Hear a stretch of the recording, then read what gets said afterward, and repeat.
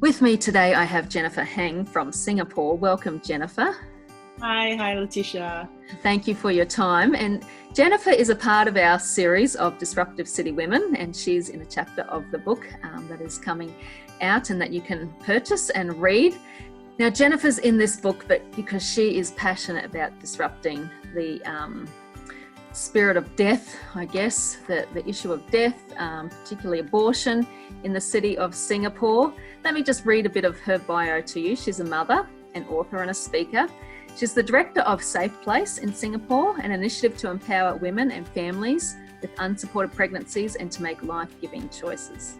In 2015, Jennifer was named one of 10,000 young persons of the world in Singapore and the most inspiring woman, great woman of our time. So what a privilege to have you contribute, Jennifer. Through her work with pro-life movement and many people across Singapore, and with a lot of hard work, in 10 years, from the year 2000 to 2017, they saw abortions in Singapore decrease by 40%. And I know you're so humble and don't make a big noise about that. But Jennifer, that is disrupting something in a powerful way. And so well done on your work. But we want to just go back a little bit. You've grown up in Singapore. Tell us what life was like for you as a young girl growing up in Singapore. I consider myself an average Singaporean. I think in general, we live in government housing, and in Singapore, government housing is very comfortable, very well built and organized. About 80% of us live in government housing. My parents run a business, and essentially I had everything I wanted. I had the education, I stayed in a nice house, and we had good food on the table. And this was the early part of my life. As I grew older, I guess the cracks started to show, not because of the practical or tangible needs of my life. I still continued to be comfortable. My parents still provided, but it was mainly because of the cracks in my parents' marriage that began to show up really strongly, and I began to express behavior as a young person, as a teenager, which posed some problems to my parents. And later on, when my dad and my mom got divorced and my dad later on was incarcerated, I think that's when everything kind of blew out of control. So that would I would use that to describe the first 15 years of my life in Singapore or so. Yeah.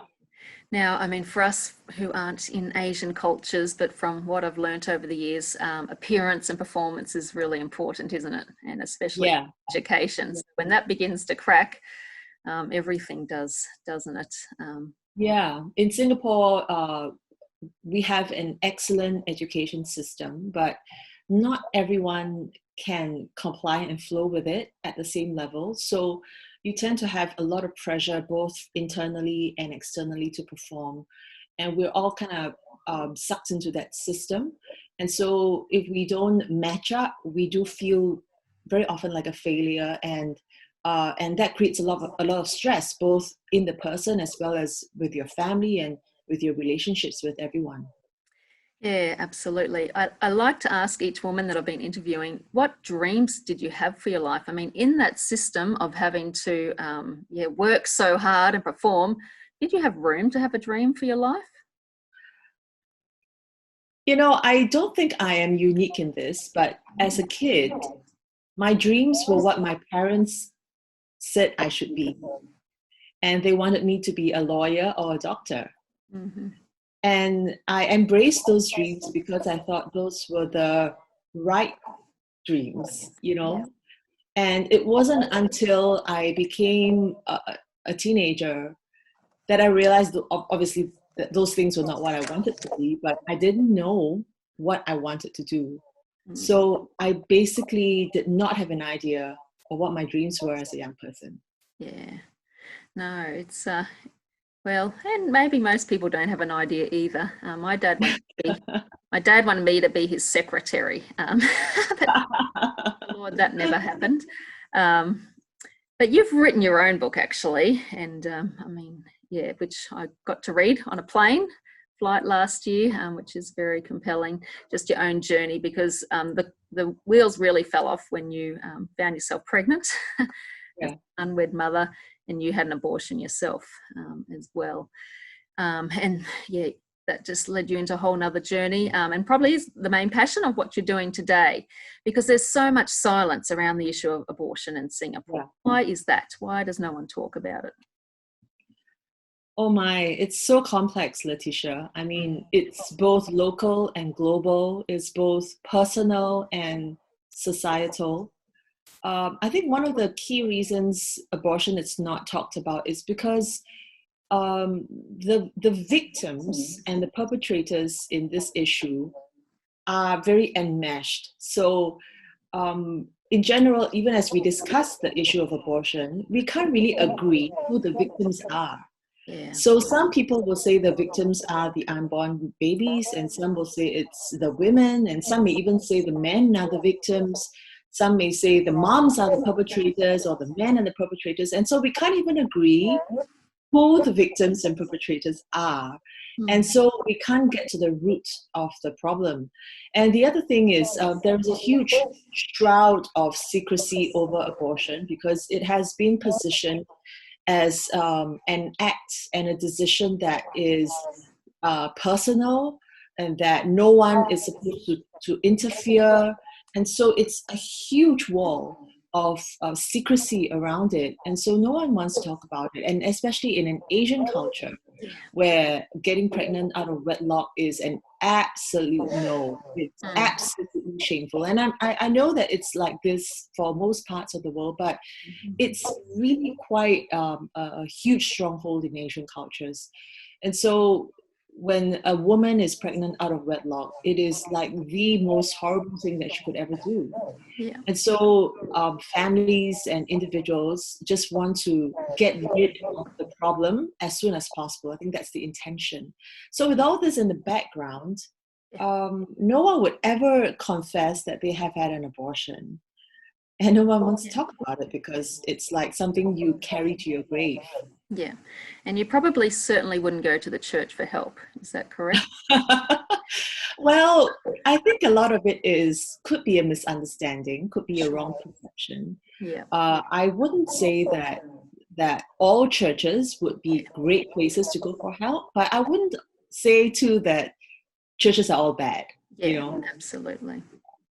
Yeah, no, I think, and I think as through your work and as we're beginning to highlight the issues and the needs, we're getting more educated and being able to offer better support.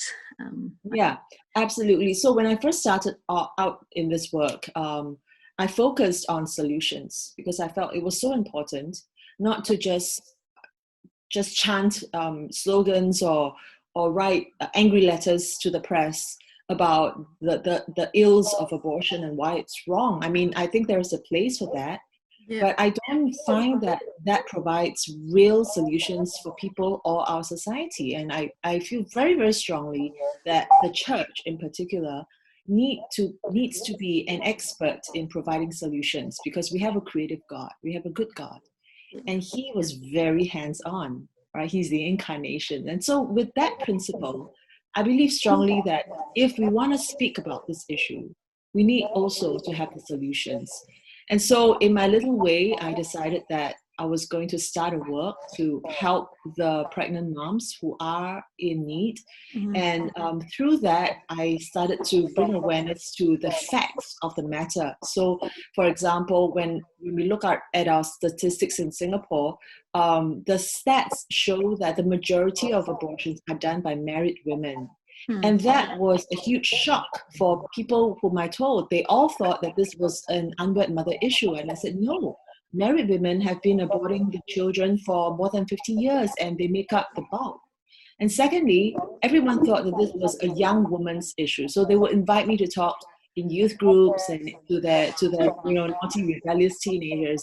But when I told them through the statistics that abortions among teenagers make up less than 6% of the total number of abortions in Singapore, they were shocked. And they said, then who is doing the abortions? I said, well, grown women like you and I. And we don't talk about it. No one talks about the effects and the impact. of abortion on a woman, say 35 years old, no one thinks about why would a married couple want to abort their child. And so I think the way that the issue has been presented has also really affected the way that we think about the issue. So in my work, I don't just bring awareness to the facts, but I feel strongly that we need to have the solutions to it as well. That's vital. I think, it's no use being pro-choice and turning up to the rallies if we're not prepared to offer the help and the solutions. And so thank you for that. And I think a big part too, we forget that so many people in the church have been touched by this. Oh, yeah. And I had the privilege of having lunch with you last year, actually in Brisbane. You were over in Australia. And I remember you telling me a story, and I might not get it right, so help me, but you were asked to speak at a pastor's conference. And you just asked if your life has ever been affected by abortion. Have I got it right? Yeah. End up. Am I telling the right story? Okay, so there are two stories. So I'll just tell both. And yeah. So when I first started speaking about the issue of abortion, I wasn't the most popular speaker. Very few churches would want me to speak about that. Many of them would say, this is not a topic that our church is affected by, and no one in my congregation has ever been affected by an abortion. I'm like, okay. And when eventually I had a few open doors, I remember one of my first speaking engagements in a church of, it was rather large, maybe each service was about 600 people, and it did 3 services. And at the end of one of the services, a lady in her 60s, and she just walked up to me to the stage, and she held my hand, and she had tears in her eyes, and she said, thank you so much for your message today and for sharing your story. I had an abortion 40 years ago, and you are the first person I'm telling. Even my husband doesn't know. And she said, a pain like this, I can't even speak about it to anyone. This is the first time I'm seeing it. And my heart just broke. I'm thinking, how does anyone carry a secret like this on her own for 40 years? And she says even her husband didn't know.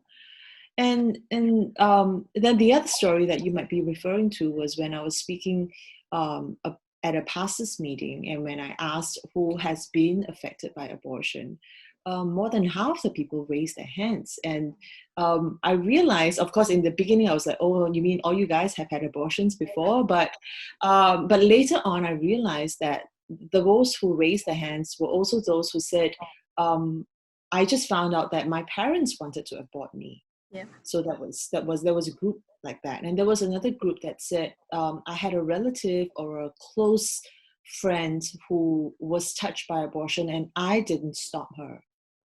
And there was some who said, my own children have had abortions before. And it was just heartbreaking to see the representation in the room.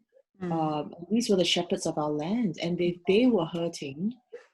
How would they get around it and minister with authority and power?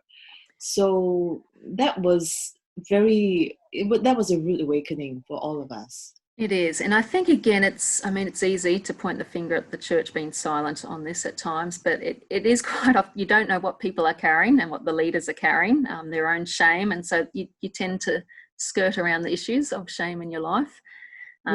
What you were doing when there's healing, then they will speak up and help heal their own conscience. Yeah, absolutely. I think that something like abortion draws out the best and the worst of the justice and mercy issues. Yeah. And so you have people who are on one extreme where they are really strong about the justice part, and they feel that it is a grave injustice to the unborn child, and it is absolutely a grave injustice to the unborn child. But then you have the other camp who wants to be compassionate and who wants to say, it's up to the woman to choose, and no one should have a right to say what she should do, and because that's her own personal pain and all that.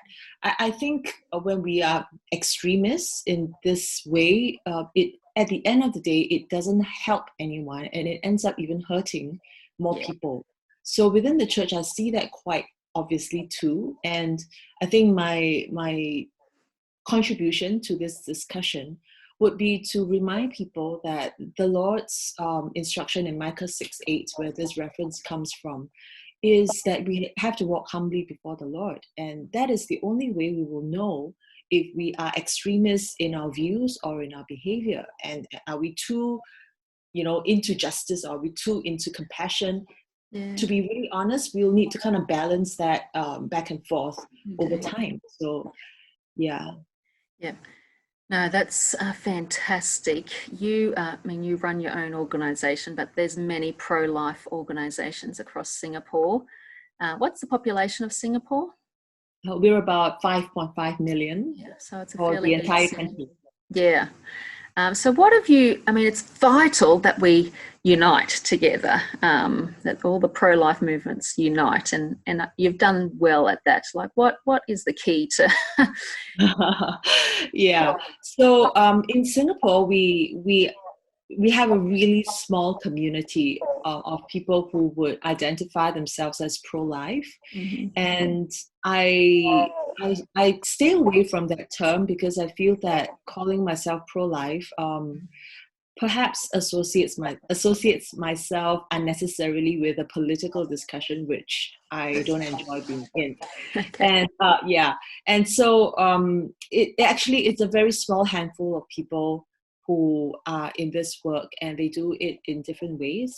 So around about 8 years ago, when I really went deep into this work, one of the problems that I saw was that there were many well-meaning people who wanted to, say, help unwed moms, or who wanted to promote adoption, or who were really pushing for foster care, but everyone was isolated. And everyone had to do everything on their own. And there was a lot of isolation and competition, and feeling almost like, I'm doing the good work and no one else is. And I thought that was not a very healthy culture to have. And so all I did was, I said, hey, we guys just got to come together and connect and realize that we're all on the same side. And so with just that one intention, I started the Life Network. It was informal. It wasn't anything that was like, serious or organized. It was just saying, come and let's share with each other what we're doing. Let's come and hear from each other where we're coming from, and let's work together. And it was amazing because all these people came from different places. Some had big organizations, some were individual, doctors or lawyers, and they just came and for the meetings, and they heard one another's heart, and they all realized, hey, you've got what I need, I've got what you need, let's work together. And so over the years, we formed some really good relationships, and that's how we sustain. And I think that is a key factor in how we've seen the success in how Singapore has dealt with this issue. Look, it's a key, and I talk about being a disruptive woman, but our level of disruption will only go so far as to our ability to unite with other people. And we don't agree with everybody on everything, but I think, some ability to unite and work together is vital. Otherwise, we just become one-hit wonders. Yes. And so much more can be done together. So last question, Jennifer, what's one of your biggest challenges as you've confronted this issue across Singapore? What have you found? Because being disruptive usually means not everyone loves you. Oh my, there's so many challenges. Where do I even begin? I think it's prioritizing what we should do for the issue. And it is also being true and honest about what my role is. So because I have been like a point of reference for people in the nation, so anything to do with abortion, it's Jennifer Heng. And I'm happy to do that because with the network, I can connect. I can say, okay, so what's your thought? What's your what's your concern, what's your idea. Okay, I know someone who can work with you on this.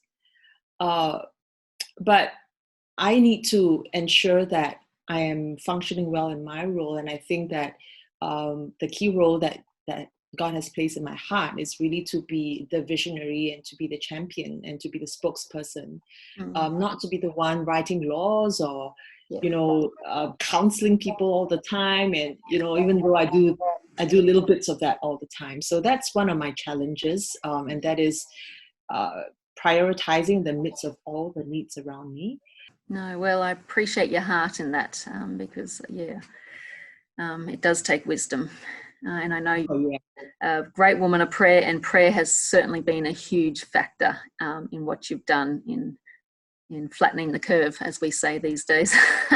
Yeah. If anything, prayer, since you mentioned it, prayer, if you ask me, is the single factor in everything that we are seeing.